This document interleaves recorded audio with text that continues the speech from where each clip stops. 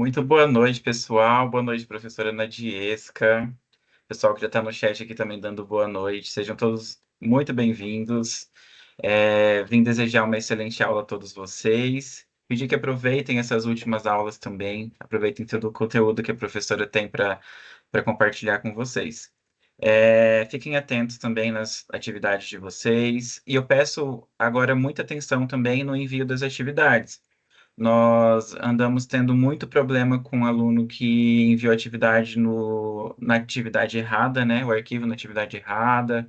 Muito aluno anexando o arquivo também em branco. Então, peço a conferência de vocês na hora de enviar atividade, de responder, para vocês não terem esses problemas também. É bom redobrar a atenção. Então, excelente aula a todos. Professora. Obrigada, professor. Boa noite, pessoal. Tudo bem com vocês? Bom, vamos iniciar a nossa aula na semana 7, né? Tá acabando aí. Como o professor comentou, se atentem aos prazos, se atentem no envio das atividades, né? Coloca ali arquivo, coloca o último para saber que é o arquivo certo. A gente sempre faz isso também, tá? Eu vou compartilhar a tela.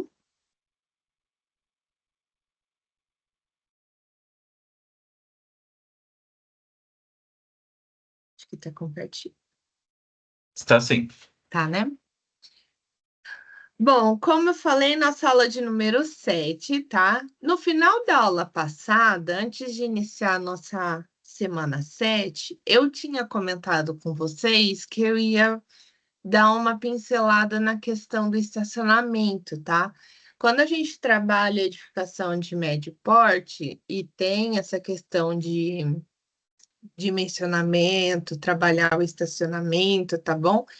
É uma coisa muito delicada. Então, assim, tentem pensar no estacionamento não como a maioria dos meus alunos que eu vejo assim fazendo, o espaço que sobrar, vou colocar uma vaga. Então, assim, você que já fez, né, a parte estrutural ali, a parte da edificação, não está errado. Mas se você conseguir pensar em uma modulação que facilite ali o encaixe dos estacionamentos, né, no terreno, eu não sei o tamanho de cada terreno, né, mas enfim, pensem nessa área com muito carinho. Por que que eu sempre pego no pé a questão de estacionamento? Teve uma vez que eu participei em uma das primeiras bancas de TCC que eu fiquei assustada que uma menina colocou o estacionamento e ela foi de subsolo e ela não colocou nenhum pilar. Então, assim, não é porque o estacionamento está no subsolo que ele vai parar ali numa super laje, tá? E não tem nenhum pilar. Mas era um baita no estacionamento. Eu acho que tinha uns 40, 50 vagas, assim. E eu achei que poderia ter desligado o layer. E eu comecei a tentar. Falei assim, às vezes a gente tira ali, né, principalmente no AutoCAD, desliga o layer da estrutura para dar um acabamento, verificar a questão de linha e tudo mais. E toma cuidado com o software ele ajuda, mas ele também pode atrapalhar. Então toma cuidado com esses detalhes, principalmente quando for ali representar a questão do térreo, já que o pavimento é mais um copia e cola os outros, né? Mas o térreo, principalmente, toma cuidado com essas marcações, enfim. Sobre a questão das vagas, eu coloquei um estacionamento aqui que eu acho que é o sonho de todo mundo, tá? Que são vagas com tamanho ok, que é um tamanho confortável, dá para observar que aqui no meio, aqui no meio tem até cabe um carro e uma bicicleta, né? Então ele ficou dimensionado de 3 por 6. Geralmente, assim, a gente trabalha, pelo menos eu trabalho com 2,5 e 5, 5,5, mais ou menos, tá? Então, dá uma olhadinha se tem alguma legislação no seu município, mas geralmente eles aparece também esse exemplo no Código de Obra quando é uma vaga sozinha, quando são duas, a gente consegue diminuir alguns centímetros ali. Quando são três, a gente consegue diminuir mais ainda.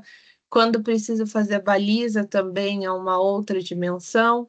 Então, pega ali a legislação do município e dá uma olhada também na questão de estacionamento.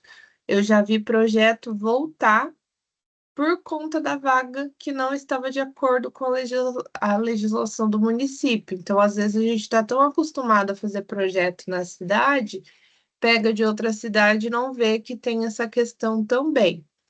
Muitas vezes não está no código lá na legislação um desenho, né? Uma vaga, aí medida tanto por tanto. Às vezes está por escrito. Então, dá uma olhadinha também na parte escrita, tá? Não só nas figuras. Mas, enfim, aqui imaginando que nós temos vagas de 3 por 6, a vaga especial, né, que precisa ter um tamanho aqui destinada. Na atividade de mapa, eu acho que não tem esse critério, se não me engano, mas se for preciso colocar essas vagas preferenciais, elas são maiores e sempre próximas à circulação. Então, essas que têm mais fácil acesso, tanto da escada, ou do elevador, ou da questão da rampa, ou é mais fácil de estacionar, sempre são as prioritárias. Então, professora, no show, no mercado, no shopping, as vagas melhores que está ali, só descer e já entrar na edificação são essas reservadas. E sim, porque elas têm um objetivo, tá? Para facilitar a acessibilidade dessas pessoas que têm um pouquinho mais de dificuldade. Outra questão é que aqui tem uma paredinha, tá? Então são vagas individuais. Então, como se eu tivesse uma parede, mas não de tijolo, uma parede mais fina, né? É só uma divisória mesmo. É, mas no de vocês não precisa ter isso, tá? Só coloca ali só onde estão os pilares, as estruturas e demarca bem onde estão as vagas. Bom, agora voltando para o assunto, né, da aula de hoje, nós vamos trabalhar com aquele conceito que tem no livro de vocês, que está muito em alta, que é o pensar para todos, tá?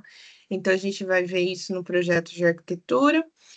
Questão sustentável, né, que tem lá na unidade 7, que fala muito sobre a sustentabilidade, e nós temos exemplos desse tipo de projeto para discutir, e obviamente eu peguei um exemplo de habitação social só para a gente colocar em prática todos esses significados, tá? Bom, então nessa questão do pensar para todos, ela não é apenas uma expressão, então ela é uma filosofia que ele acaba moldando mesmo a nossa profissão. Então você não vai pensar apenas, professora, eu estou criando uma habitação social, eu estou pensando só da forma que eu gostaria de viver. Não, você tem que pensar em todos, tá?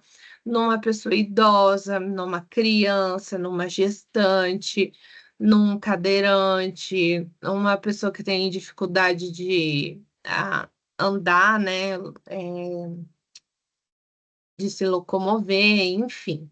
Então, tudo isso precisa criar espaços que são inclusivos, então, considerar todas essas necessidades de todos os usuários, e independe da questão física ou da condição social. Então, não é só a pessoa que tem é, uma cadeira motorizada. É uma pessoa que só acessa de carro. Então, assim, não pode ter essa discrepância em relação às condições sociais. Sobre acessibilidade, então a acessibilidade são ambientes que podem ser utilizados por todas as pessoas e elimina todas as barreiras físicas e sociais e sustentáveis que respeitem o ambiente e que utilizem esses recursos de forma mais consciente e responsável. Professora, para ser sustentável, precisa utilizar materiais que são sustentáveis? O ideal seria assim, tá? Mas assim, só de você diminuir um resíduo, ter uma fonte de energia mais limpa, tá? Trocar a fonte de energia, por exemplo, ao invés de utilizar o que a gente mais escuta, né? Ao invés de utilizar gasolina, a gente pode utilizar álcool. Então, assim, da mesma maneira, acaba poluindo, né, o meio ambiente, mas assim, o álcool polui muito menos, e a gasolina, ela é derivada do petróleo. Então, assim, são pequenas coisas que acabam se tornando sustentáveis, mas não que o projeto inteiro vai receber uma certificação porque eu economizei, porque eu utilizei uma energia solar, porque eu utilizei algum material reciclável. Não, tem todos aqueles porquês que eu já expliquei um pouquinho nas aulas anteriores, mas são práticas que vocês podem ir incorporando isso no projeto de vocês. Mesmo que for pouco, é melhor que nada, tá? Então, tudo isso, essas questões de ser inclusiva, de ser acessível, de ser sustentável, é para tornar, para impactar positivamente as comunidades, além da questão da beleza, da funcionalidade, que a gente estuda sempre, a gente precisa pensar nessas questões.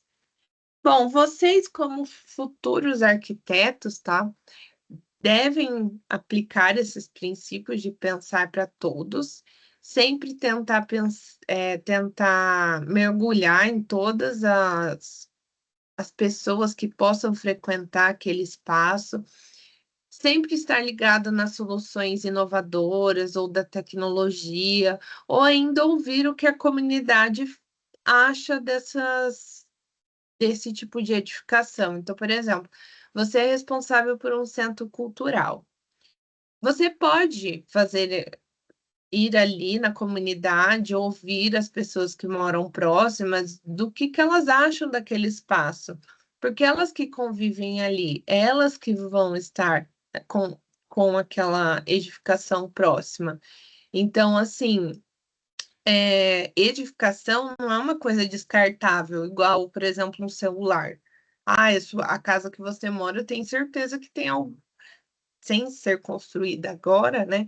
Tenho certeza que dura um bom tempo. Então, assim, eu moro na mesma casa que meu avô construiu em 1950. Claro, tem ajustes, mas não é uma coisa descartável. Eu não vou pegar e falar assim, ai, acho que ano que vem eu quero mudar de casa, vou destruir, construir tudo de novo. Não é uma coisa que a gente consegue ir trocando, né? Então, isso impacta também não só na vizinhança, mas impacta no urbano.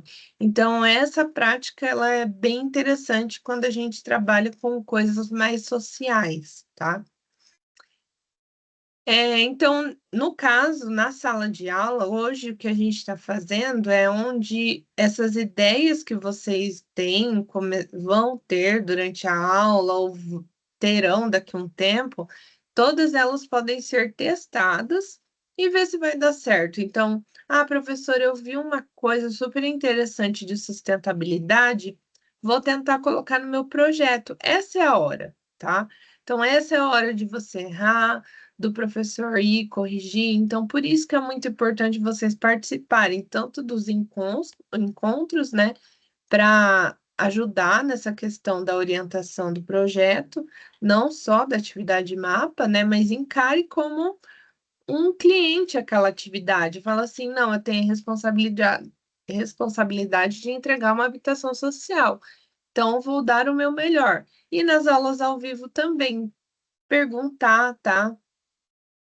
Pesquisar também, se você tiver alguma dúvida, ou talvez eu não saiba responder agora, eu posso responder semana que vem, mas assim, né, aproveitem a sala de aula, que quando chegar lá no mercado de trabalho é um pouquinho mais difícil da gente usar como um laboratório, né?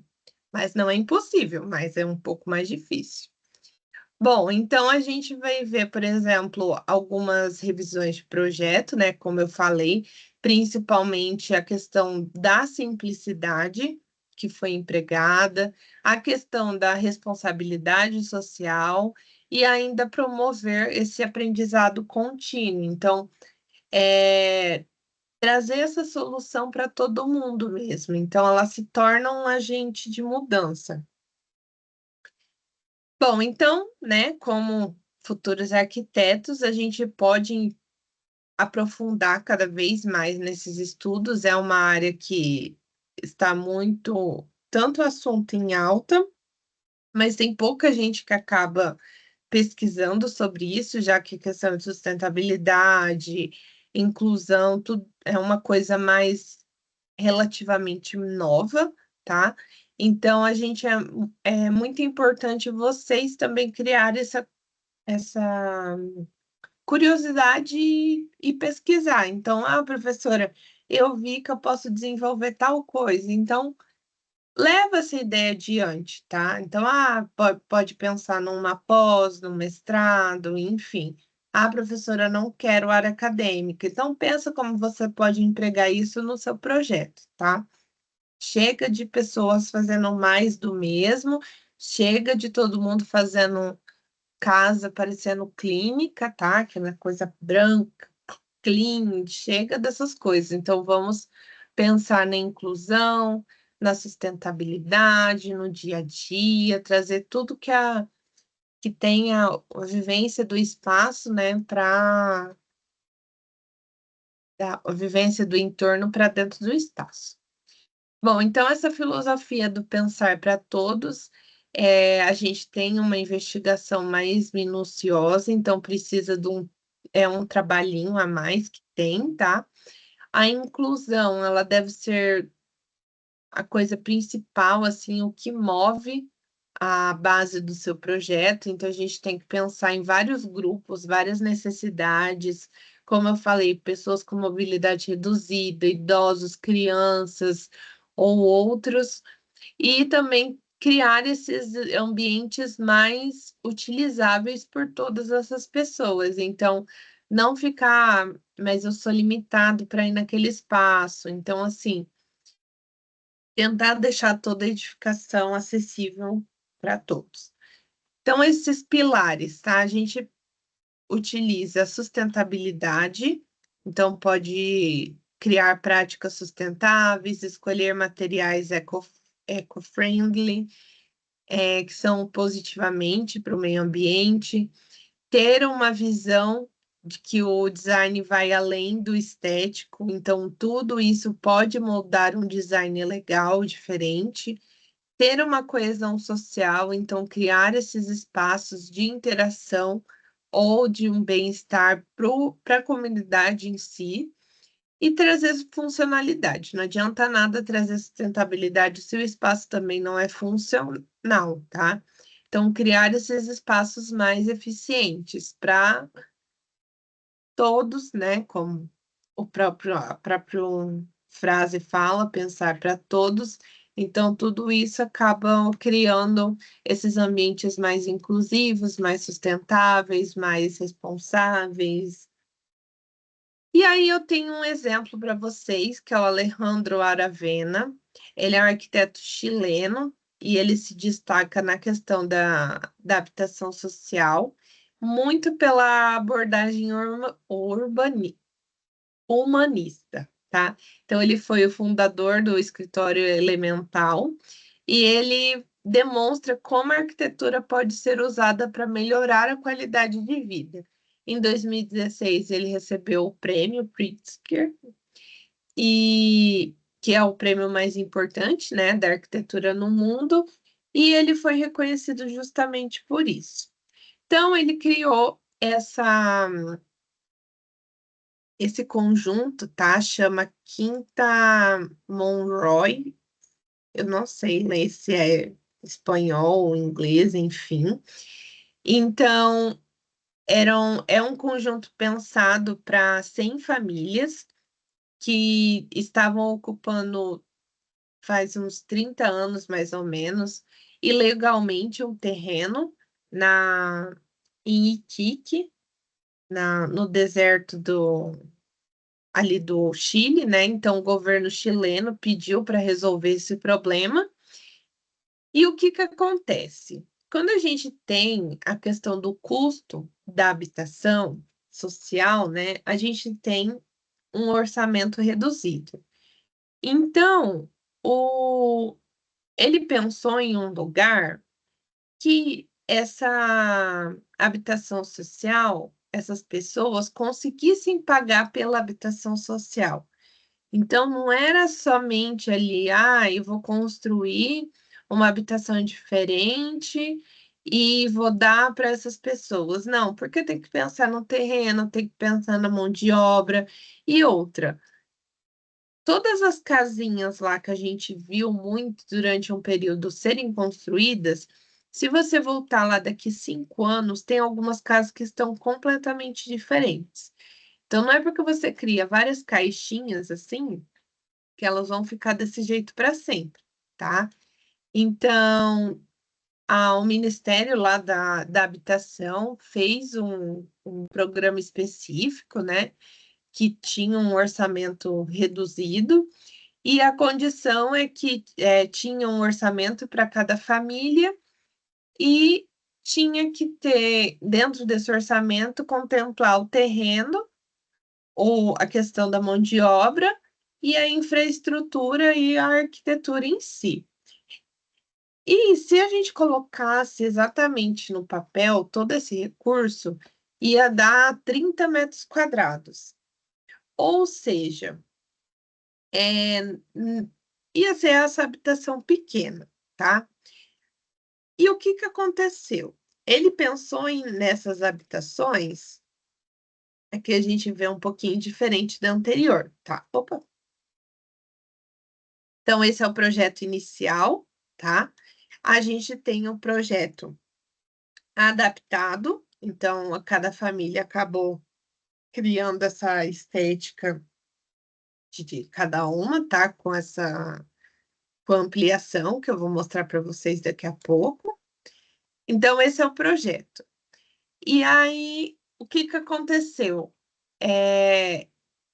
Eles precisavam dessa habitação, né? Como eu falei, para 100 famílias, então tinha 93 unidades, e ele resolveu, como não dava para construir uma casa muito grande, então dava para 30 metros quadrados, ele pensou num projeto que a pessoa conseguisse, ele entregaria o básico e a pessoa conseguisse complementar depois. Mas não era uma parte cara. Então, por exemplo, ele fazia a questão do banheiro, da cozinha, toda essa parte mais cara da estrutura e entregava para o pessoal. E conforme vai passando o tempo, o pessoal consegue ir ampliando. E não ficou a parte cara para essas pessoas. Professora, mas ele poderia verticalizar, então criar vários apartamentos. Mas o que que é diferente dele, tá? Que ele pensa não só na questão financeira, ele pensa no social. Se ele fizesse só apartamento, ele não, só a pessoa que mora no primeiro andar ou no último, se aproveitar a questão do telhado, consegue ter essa ampliação do espaço. Quem mora no meio? Que acontece? Para onde que eu vou ampliar esse apartamento? Então, vai ficar naqueles 30 metros quadrados, tá? Então, não era isso que ele queria. E ele achava muito errado essa questão de não conseguir criar um ambiente que você se sinta confortável, fica, né, estagnado ali. E ele começou a ver esse problema da habitação que existia não como uma questão financeira, mas como um investimento social. Então, essa habitação ela era subsidiada e as famílias tinham esse compromisso, entre aspas, que a casa valorizasse. Quando a gente tem esses empregos da habitação social, qual que é a primeira coisa que o pessoal da prefeitura fala? Ai, vai desvalorizar a área. Ai, vai diminuir o custo do terreno que eu comprei ganhei do meu avô há 50 anos. Então, assim, não era esse o foco dele, tá? Então, o que que quando você pensa em comprar um apartamento, todo mundo quer que valoriza, porque uma habitação social precisa ficar naquilo. Então, ele trata muito essa questão social, tá? Obviamente que tudo isso embasado, né? Tanto na questão financeira, já que ele tinha um recurso limitado, não os arquitetos que eu digo que são estrelas, né, entre aspas, que fazem esses projetos. Ai, vou criar um centro cultural, faz um baita de um projeto com milhões de reais, uma estrutura gigantesca importada lá, a água vem lá da, da derretida da geleira. Então, assim, não é um projeto assim. Ele tinha um orçamento, tinha que resolver o problema dessas famílias, e ele não pensou só no orçamento, que 90% ia pensar. Ele pensou nessa questão social e se colocou no lugar dessas pessoas. Ele pensou, poxa, eu vou morar, vai ser a única casa que essas famílias vão ter. O próprio nome já diz, né? Habitação de interesse social. Então, as famílias não têm muito recurso para ficar trocando de casa. Ai, aumentou o filho, vou trocar de casa, vou para um que tem um quarto para cada filho. Não é essa a realidade deles. Então, isso pegou muito nesse lado dele, tá? Eu falando, esqueço de passar o slide. E aí, o que ele fez? Obviamente, a gente vê materiais, né, sustentáveis, então essa questão da madeira super presente, e não é um acabamento assim, meu Deus, parece uma casa de um ator da Globo, assim, não, é para realmente você viver naquele espaço, mas não foi um espaço feio. Ele entregava o esqueleto e conforme a pessoa, né, melhorava, o terreno era bem localizado, esqueci de falar, ele tinha um orçamento baixo, precisava resolver esse BO das famílias. Qual que é a primeira coisa? Procurar um terreno barato, mas ele não quis. Ele quis um terreno que tinha fácil acesso a meios de transporte, porque essa população não tem carro. Ela já vive numa área que não era para viver. Você acha que a pessoa vai ter um carro? O máximo que ela ia ter ali é uma moto, uma bicicleta. Então ele falou assim: não, bateu o pé, falou: posso reduzir 1 metro quadrado, né, que vai entregar para a pessoa, mas vou colocar ela ali no centro, que ela vai economizar no transporte. Então ele já pensou além, entendeu? Ele não fez para entregar, colocar o nome dele lá e isso aí. Não, ele pensou, poxa, a pessoa gasta tanto, sei lá, pega 2 ônibus para ir para o trabalho. Mas ali onde ela está, às vezes ela não precisa pegar nenhum. Então, quanto que ela vai economizar? Já economiza 4 passagens, que é 2 para ir, 2 para voltar. E aos poucos a pessoa vai, isso melhora a qualidade de vida. Não tem como é, você pedir para a pessoa crescer, sendo que ela não tem qualidade de vida. Então, ele lutava muito nessa questão. Então, não é um acabamento assim, meu Deus do céu, perfeito, mas aí ele entregava a estrutura, entregava o básico ali num terreno, né? Show. E a pessoa fazia o complemento dessa residência, tá? Então, o que ele entregava era a figura do lado esquerdo, e com o passar do tempo, a pessoa poderia ampliar. Então, criava essa, esse aproveitamento. Tem o primeiro e o segundo andar, né? Então, ele conseguia criar, tanto no térreo ali, que criou esse cercadinho, né? Que seria o apartamento Garden, do vermelho. E no segundo andar ali, ele conseguiu ampliar e criou tipo um duplex, né? Então, eles conseguem, de acordo com a dinâmica deles e o investimento de cada um, criar essas questões. Como eu falei, a parte hidráulica eles entregavam. Então, aqui a gente vê a posição do banheiro, a pia e a outra pia da parte da edificação inferior, tá? Do térreo ali. Essa do superior realmente era um duplex, assim, então o acesso era por essa escada. E a gente vê essa construção e até a área, ele já escrevia aqui, ó, ampliação dormitório 2 e 3, ampliação estar, cozinha ou entrada. Então, ele já previa tudo que a pessoa poderia fazer e já deixou meio alocada ali, principalmente a questão da hidráulica, para que não atrapalhe essas futuras ampliações. E na própria planta ele já mostrava como poderia ficar. Então, essa primeira parte aqui é a planta crua, né? Tem a porta, a escada, a pia. Aí a pessoa pode colocar aqui a futura ampliação, entra, coloca uma parede aqui, deixa um espacinho para varanda, pode colocar a sala, e aí depois ela entra no que foi entregue, e ou ainda criar dois ambientes, a sala de estar, talvez banheiro, uma despensa, alguma coisinha. Então, tudo era muito modulado, assim, como se fosse conforme a pessoa vai subindo, né, de investimento, ela vai ampliando essa casa. Então, agora esse ano eu consigo ampliar e criar aquela área da sala. Daqui 2, 3 anos, ela consegue criar a parte superior, que no caso é essa, né?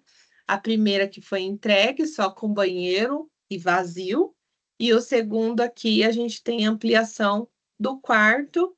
E a terceira, do lado direito, a gente tem até a possibilidade de criar 2 quartos, tá? Então, no caso aqui, seriam 3. Parte entregue e mais 2 futuras ampliações. E como eu falei, ele não queria, né, essa questão da habitação em altura. Ele até pensou em dividir em vários lotes, só que o que que acontece? Ele precisaria colar uma casa na outra e o fundo ficaria com essa ampliação, mas ele não achou ideal também, porque precisaria de muro, precisaria colocar, né, a questão do hidráulico, ia ficar mais caro construir, e se desse uma casa para cada lote, o próprio terreno, né, com essas diferenças de recuo, o terreno não colocaria 100 pessoas, ia caber, eu acho que 60 e alguma coisa, tá? Então, é muito inferior ao que o governo queria.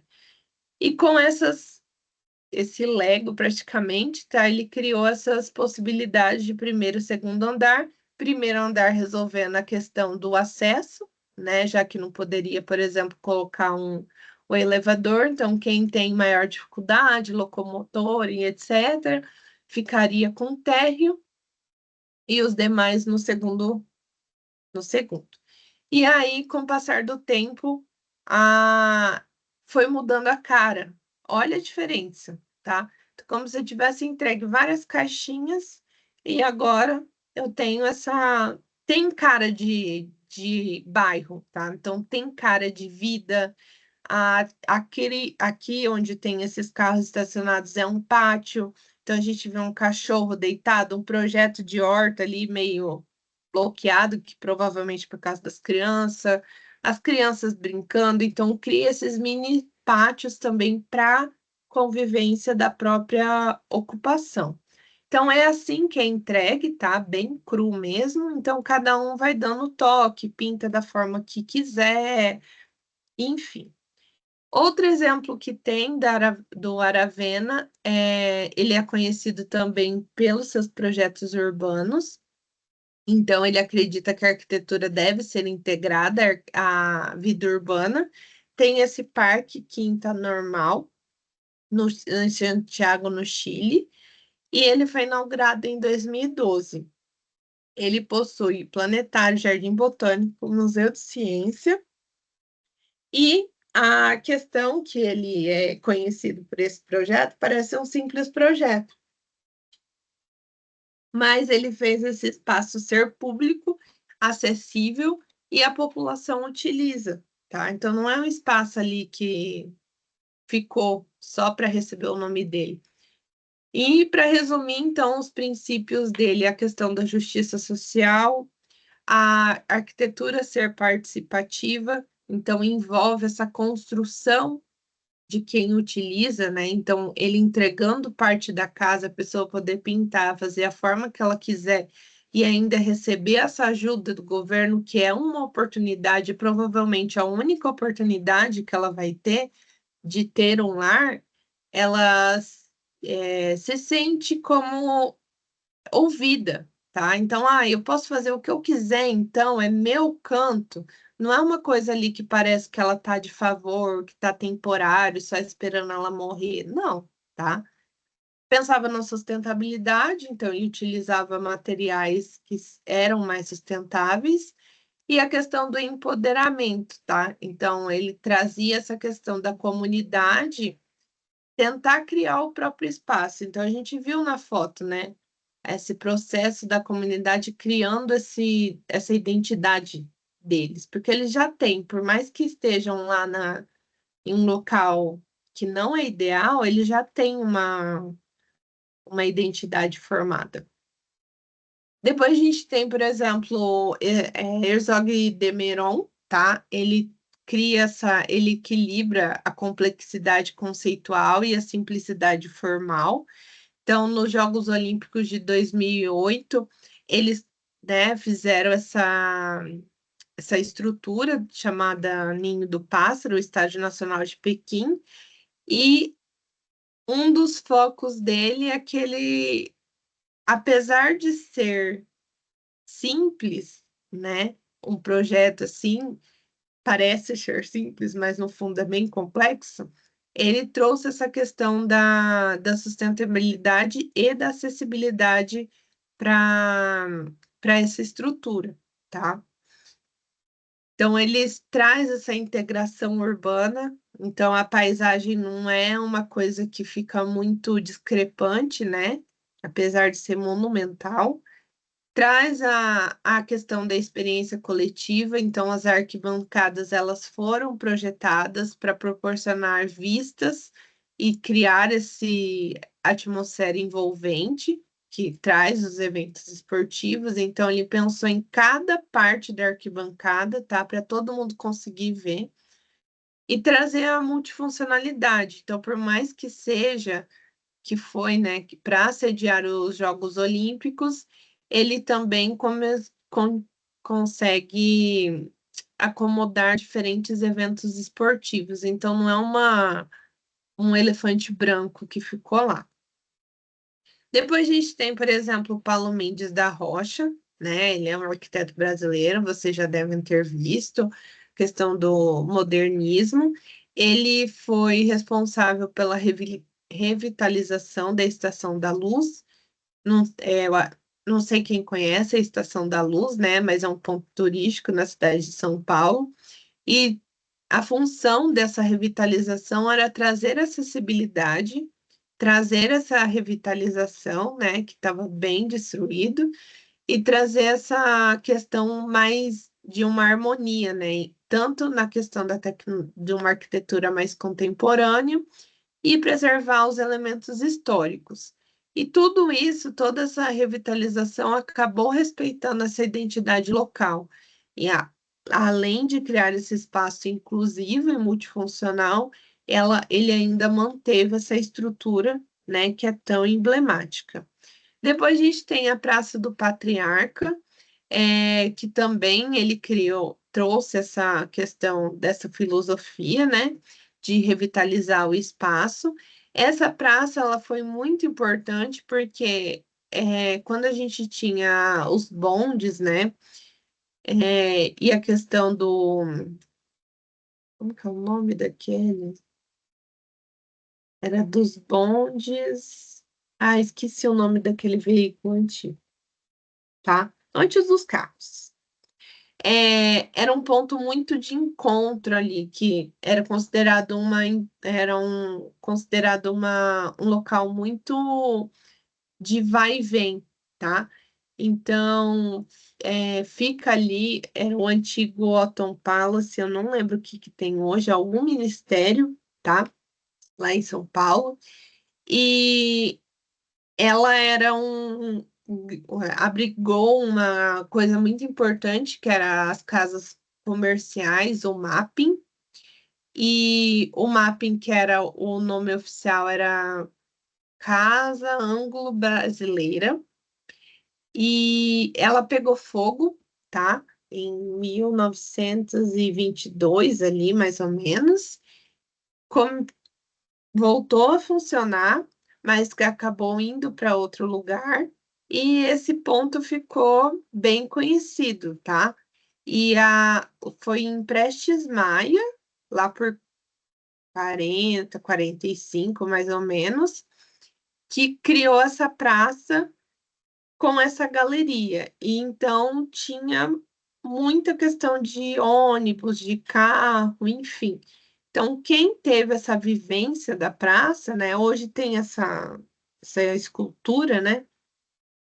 Que abriga essa interação social, ela foi um marco muito importante. Então, revitalizar esse espaço sem criar uma confusão com o que já existe, né? É um desafio muito grande para os arquitetos. E depois a gente fala também da Pinacoteca. Então, ela teve uma reestruturação para trazer também essa questão da acessibilidade, já que é um ponto turístico muito famoso também em São Paulo. E tudo isso, tá, de Paulo Mendes, trouxe essa integração, tanto arquitetônica quanto histórica, trouxe acessibilidade e inclusão, e também esses espaços públicos, né, tiveram essa revitalização, era para trazer a vitalidade urbana de volta. Então, trazer essa apropriação novamente do espaço. E ele sempre falava, o Paulo Mendes, que o projeto ideal não existe. Então, a cada projeto existe a oportunidade de realizar uma aproximação. Então, quanto mais essa questão sustentável, a questão ecológica, a gente conseguir empregar no projeto, mais perto do ideal a gente chega, já que a gente precisa muito disso, né, para preservar o meio ambiente. Bom, então, conectando toda essa questão da prática, dessas vivências, né, esses projetos, enfim, tudo isso é uma visão futura da arquitetura. Então, todas esses estudos, esses conceitos, essas inovações que a gente acaba discutindo, tudo isso está na mão de vocês. Isso está na mão de vocês, está no futuro da arquitetura, que são vocês, tá? Então, vocês são o futuro da arquitetura, porque vocês irão fazer projetos, vão empregar outras coisas, vão trazer outras coisas. Então, tudo isso é para despertar essa mentalidade de vocês. E qual que é a perspectiva da carreira profissional de vocês? É atuar nos escritórios, é trabalhar no planejamento, tá? No urbanismo, é trazer, talvez focar na sustentabilidade e criar até uma assessoria ou uma consultoria, já que a gente tem muita consultoria atualmente, ou utilizar até a questão do design, utilizar essas tecnologias avançadas para criar soluções arquitetônicas novas. Bom, enfim. Aí a gente tem as referências, eu estava quase extrapolando o tempo da aula. Mas, enfim, pessoal, eu gosto muito de passar esse exemplo do Aravena, porque, gente, eu achei sensacional essa ideia que ele teve de entregar menos, mas pensar que a pessoa vai vai moldar a casa do jeito dela. Então, assim, eu acho que dá para contar no dedo mesmo que tipo de que prefeitura que pensou nesse tipo de projeto. Que eles têm um orçamento, fechou o orçamento, deu para fazer 50 metros quadrados, entrega 50 metros quadrados. Deu para fazer 30, entrega 30. Então, assim, essa questão social, quando a gente trabalha principalmente a habitação, é extremamente importante, porque o que acontece muitas vezes, o pessoal está numa área irregular, entregou uma casa, mas o terreno é lá, quase na outra cidade, longe, não, e a pessoa não se identifica, mora num cubículo, não tem os vizinhos próximos mais, aquela cara de comunidade ali que eles têm, volta para onde ela estava, volta para essa área ilegal. Daí a pessoa pergunta, pô, mas perdeu a oportunidade? Mas assim, às vezes a pessoa não consegue se sentir bem no lugar. Por mais que ela esteja num lugar, né, seguro, o que que adianta você estar num lugar seguro e não estar feliz? Então eles preferem viver ali da forma que eles até então conseguem e, e esperar que melhore ou apareça uma outra oportunidade, enfim, tá? Tem muito caso assim, mas graças a Deus as habitações novas estão melhorando. Professor, a gente tem perguntas? Prof, a gente tem alguns comentários aqui, mas eu gostaria de abrir para perguntas. Quem quiser mandar aqui no chat, quem quiser também abrir a câmera, nós abrimos o microfone. Já temos a Elaine.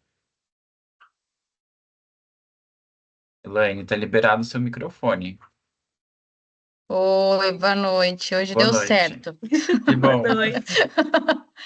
Bom, vamos lá. Eu vou fazer a pergunta da semana passada e vou tentar entender sobre habitação social, porque eu tive algumas dúvidas. Quando a gente fala de habitação social, quando eu vejo você falar, a gente foca mais numa parte da população mais, como é que fala? Mais necessitada, certo? Isso. Tá. Aí. Eu fiquei com algumas dúvidas, porque assim, eu lembro que eu perguntei uma vez aqui se a gente precisava fazer muros. Aí vocês me disseram que não precisava e tal. Aí quando eu li o programa de necessidades lá, a gente tem a necessidade de colocar portarias e guarita. Aí eu falei, bom, tem esse ponto aí no mapa que eu fiquei na dúvida se é para fechar ou não é para fechar. E outra coisa que eu fiquei, porque assim, eu trabalho no escritório de arquitetura e a gente faz muito projeto predial. E assim, eu tô começando agora com habitação, entender melhor com habitação de interesse social. O meu chefe me falou que a gente já fez uma habitação de interesse social e eu nem sabia. E na verdade era um condomínio normal, eu vou ser sincera. E aí eu queria entender, assim, se isso é um jeitinho de a gente fazer as coisas que a gente sabe que existe, né? De Uhum. conseguir recurso, ou tá certo, é isso mesmo. Existe um, como é que fala? Existe assim, um nível, assim, até tanto é habitação social.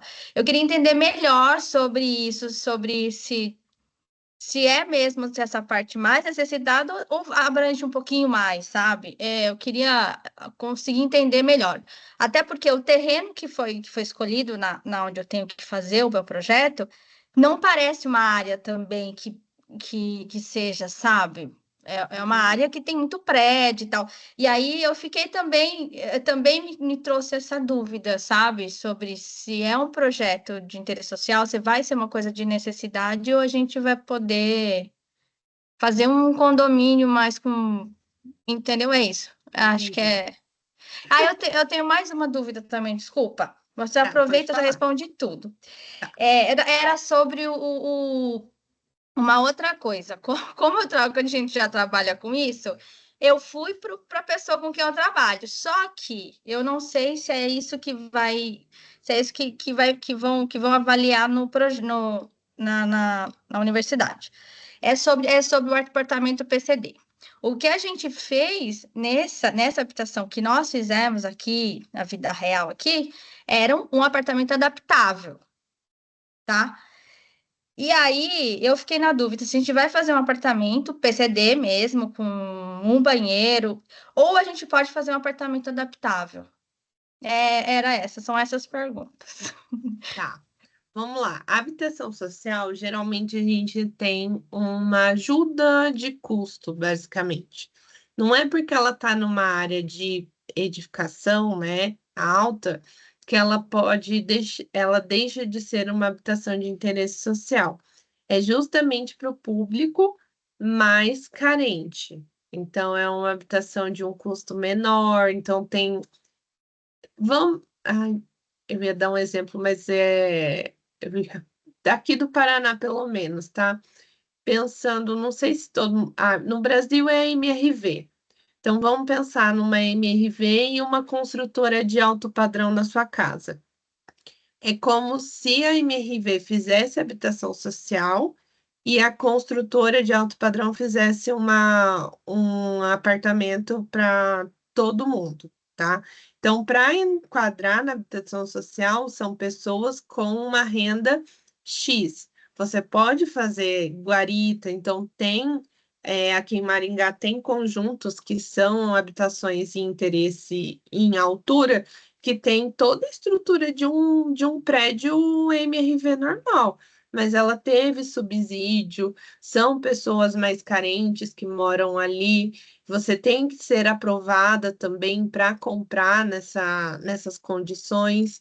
Então, o que muita gente confunde mesmo é isso. Parece que habitação de interesse social são só essas casinhas, tá? O próprio pedregulho, que eu mostrei nas aulas anteriores, é habitação social.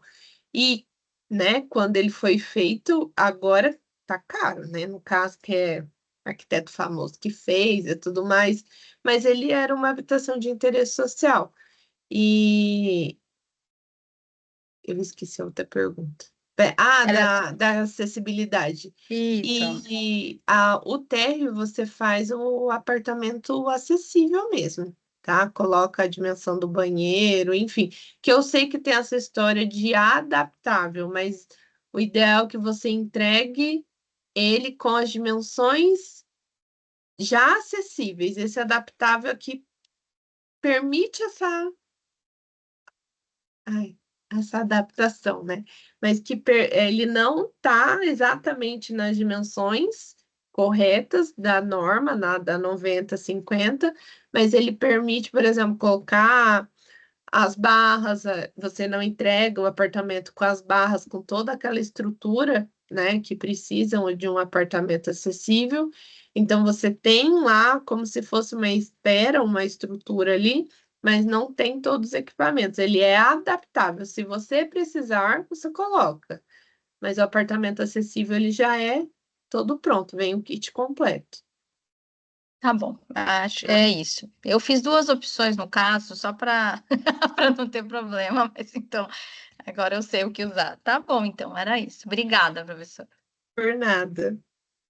No caso, acaba que as demais plantas, né, superiores acabam tendo essa possibilidade de adaptação também, né? Isso, Então, aham. Tem um elevador, né? Então, tendo elevador. Por isso que é aham, importante também ter o elevador nesse projeto. isso. Mais dúvidas, pessoal?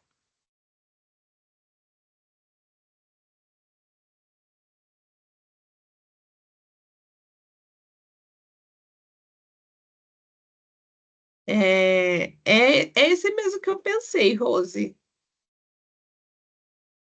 Então, não é Então, porque é uma habitação social que não possa ser construído com outro tipo, wood frame. É uma tecnologia muito boa, tá? Então, é muito específico também, mas eles resolveram fazer. Tinha alguém que levantou a mão, perdão. a Valíria tinha levantado a mão. Valíria, você ainda quer falar alguma coisa? Vou liberar para você. Pode ativar seu microfone. Boa noite, tudo bem? Tudo bem. Professora, referente às questões de tipologias de plantas, são 3 tipologias que o mapa está pedindo. Assim, uma tipologia meio canto e uma dessa de PCD. Se eu bolar o meu, como é que eu vou dizer, a torre que ele não vai ter uma tipologia de meio, sabe? Ela vai ficar mais com todas que vai ter as janelas laterais. Eu preciso fazer com que ele acabe tendo uma tipologia de meio, ou eu posso simplesmente modificar dentro ele alguma coisa? Olha, como ele pede o meio, eu acho que precisa, né, professor? Eu acho que precisa sim. Eu não sei se o terreno vai comportar todas serem de canto. Você está trabalhando com 4 apartamentos de canto, então seria isso, né? Isso. Isso, professor, só que eu acabei não deixando eles na aula que a gente teve nas teles, né? A gente não tem as presenciais. Acabei bolando ele que no terreno ele coube que não ficasse só as 2 torres. Entre essas 2 torres foram 2 blocos, o bloco A e o bloco B. E entre esses blocos ele teria um espaço de circulação de ar. Então ele não estaria grudado. Aí ficou a dúvida na própria aula se teria que juntar esses blocos, que eles fiquem 2 torres somente, ou eu posso deixar ele como um bloco A e um bloco B, tendo no bloco A 3 torres, por exemplo. Não sei se deu para entender, professor. Senão eu mando uma mensagem aí. Eu não consegui compreender muito bem, mas se Eu não você sei se quiser você... mandar, e eu manda algum esquematizado para a gente poder entender, que é melhor. Mas Olha, assim, vamos. pense no seguinte: o que está escrito lá no mapa é um critério que deve ser seguido. Então, se lá está pedindo uma planta de meio, se preocupe em ter essa questão também desenvolvida no seu trabalho, porque é algo que vai ser avaliado, tá? Joia, entendi, professor. Mas vou te mandar lá a diagramação dele, mais ou menos, para esclarecer bem. Mas entendi. Obrigada, tá? Por Imagina. nada. Professor, só vou responder mais uma, tá? Que eu vi que Fique à tá vontade. quase no horário da outra.